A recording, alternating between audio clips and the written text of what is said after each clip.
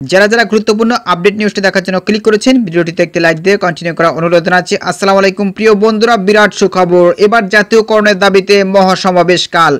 আপনারা যারা এমপিওভুক্ত বেসরকারি শিক্ষক কর্মচারীরা রয়েছেন তারা অবশ্যই আগামীকালকের মহাসমাবেশে যোগদান করবেন। আপনাদের জন্য কিন্তু প্রত্যেকটি উপজেলা থেকে 8 থেকে 10টি বাসের ব্যবস্থা করা হয়েছে। তো আপনারা অবশ্যই এই মহাসমাবেশে যোগদান করে জাতীয়করণের দাবিটা পূরণ করে নেবেন।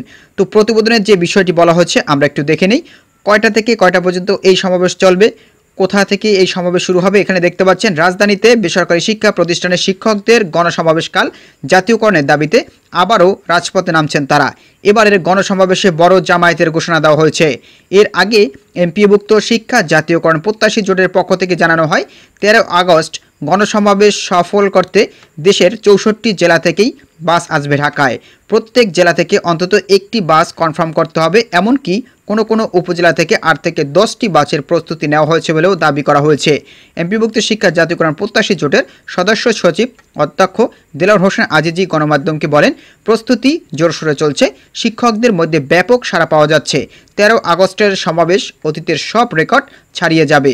জাতীয়করণের দাবি আদায়ে সমাবেশ সফল করতে প্রতিটি বিভাগের 8 জন করে সমন্বয়কের দায়িত্ব দেওয়া হয়েছে। মহাসমাবেশে আসা শিক্ষকদের নিরাপত্তা এবং শৃঙ্খলা বজায় রাখতে 300 স্বেচ্ছাসেবী দায়িত্ব পালন করবে বলে জানা গেছে। 2018 খ্রিস্টাব্দে জাতীয় প্রেস ক্লাবের সামনে টানা 20 দিন অবস্থান ও অনশন কর্মসূচির মাধ্যমে সরকারের পক্ষ থেকে শিক্ষকদের জন্য 5% বার্ষিক প্রবৃদ্ধি ও 20% বৈশাখী ভাতার প্রতিশ্রুতি বাস্তবায়িত হয়। সে সময় সরকার শিক্ষা জাতীয়করণের প্রতিশ্রুতি দেয়, কিন্তু পরবর্তীকালে তা বাস্তবায়ন হয়নি।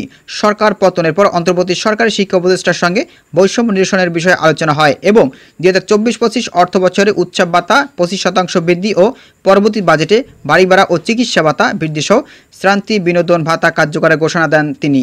তবে শিক্ষা উপদেষ্টার সুস্পষ্ট ঘোষণা সত্ত্বেও 2025-26 অর্থ বছর শুরু হলেও সরকারি নিয়মে বাড়ি ভাড়া, চিকিৎসা ভাতা, শতভাগ উৎসব ভাতা ও শ্রান্তি বিনোদন ভাতার প্রজ্ঞাপন এখনও জারি করা হয়নি।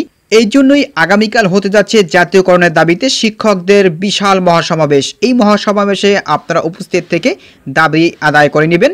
আপনারা যারা এমপিভুক্ত শিক্ষক কর্মচারী রয়েছেন, আপনাদের দাবি অনলাইনে জোরদার করার জন্য কমেন্ট বক্সে লিখে যাবেন জাতীয়করণ চাই। তো এতক্ষণ সাথে থাকার জন্য আপনাদেরকে অসংখ্য ধন্যবাদ।